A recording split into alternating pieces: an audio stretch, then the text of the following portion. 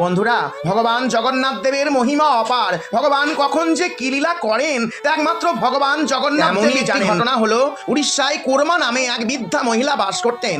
একবার তিনি যখন প্রথমবার ভগবান জগন্নাথ দেবের মন্দিরে গিয়ে ভগবান জগন্নাথ দেবকে দর্শন করেন, তখন তিনি ভগবান জগন্নাথ দেবের অপূর্ব রূপ দেখে মুগ্ধ হয়ে পড়লেন। কিন্তু তিনি যখন ভগবান জগন্নাথ দেবকে নিবেদন করা ভোগগুলি দেখলেন, তখন তিনি হতাশ হয়ে পড়লেন। ভগবানকে নিবেদন করা বেশিরভাগ ভোগই ছিল মিষ্টান্ন জাতীয় খাবার, কিন্তু সেই বৃদ্ধা যেহেতু মাছ খেতেন, তাই তিনি ভাবলেন একদিন নিজের হাতে ঝাল ঝাল করে মাছ রান্না করে এনে প্রভু জগন্নাথ দেবকে দেবেন।